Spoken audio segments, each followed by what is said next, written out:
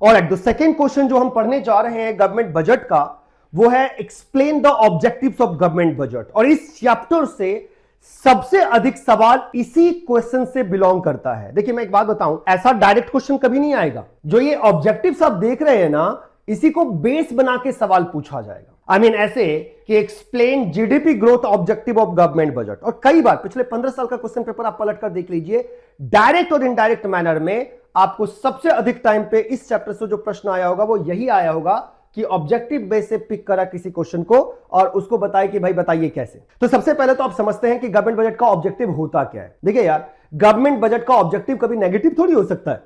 हमारे घर में हमारे मम्मी पापा हमारे लिए जो बजट बनाते हैं उसका उद्देश्य ऐसा थोड़ी होता है कि हम अपने बच्चे की जिंदगी बर्बाद करना चाहते हैं, तबाह करना चाहते हैं या घर तबाह करना चाहते हैं। ऐसा तो कोई ऑब्जेक्टिव नहीं होता। क्या ऑब्जेक्टिव होता है कि हमारे बच्चे का वर्तमान स्थिति में एजुकेशन पूरा हो जाए, भविष्य में हायर स्टडीज कैसे होगा उसके लिए पैसा जमा किया जाए, घर बनाया जाए, जमीनें खरीदी जाए, गोल्ड खरीदा जाए। मतलब हमेशा पॉजिटिव सोचा जाता है।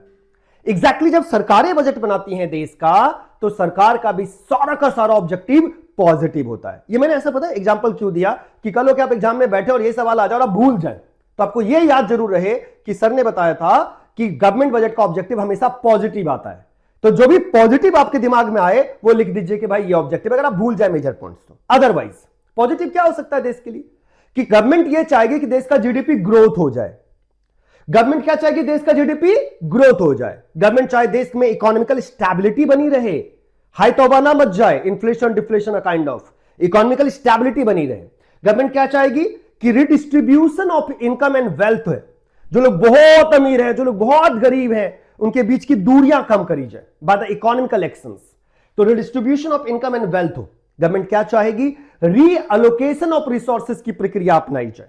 ये सब क्या होता है मैं पढ़ाऊंगा आपको, लेकिन सारे पॉजिटिव ऑब्जेक्टिव्स हैं। इसके अलावा क्रिएटिंग न्यू जॉब अपॉर्चुनिटी भी गवर्नमेंट के बजट का ही ऑब्जेक्टिव है कि देश के अंदर नए नए जॉब की अपॉर्चुनिटीज पैदा हो। और इसके अलावा बैलेंस्ड रीजनल ग्रोथ। भारत का कोई राज्य बहुत गरीब है तो भारत का कोई दूसरा राज्य अत्यंत अमीर है। ऐसे में किसी भी राज्य का कम ग्रोथ होना, किसी भी राज्य का बहुत ज्यादा ग्रोथ होना देश के ओवरऑल ग्रोथ को इंपैक्ट करता है।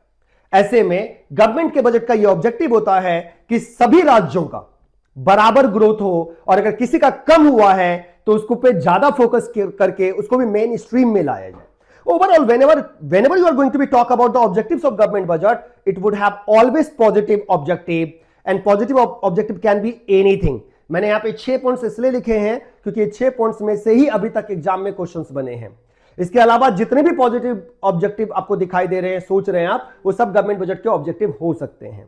अब ये जीडीपी ग्रोथ कैसे करती है सरकार, इकोनॉमिकल स्टेबिलिटी कैसे स्टैब्लिश करती है सरकार, redistribution of income and wealth कैसे करती है सरकार, रीएलोकेशन ऑफ रिसोर्सेज कैसे करती है government, creating new job opportunity वाला सिस्टम कैसे स्टैब्लिश करती है गवर्नमेंट, और बैलेंस्ड रीजनल ग्रोथ के लिए क्या करती है गवर्नमेंट अपने बजट में, ये सब कुछ जानने के लिए अलग अलग क्वेश्चन बनाते हैं।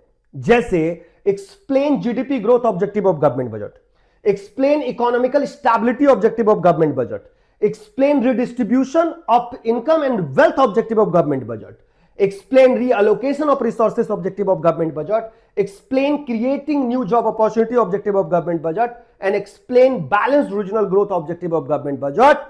ये बहुत इंपॉर्टेंट है क्योंकि इन्हीं को क्वेश्चंस बना के एग्जाम में पूछा जाता है।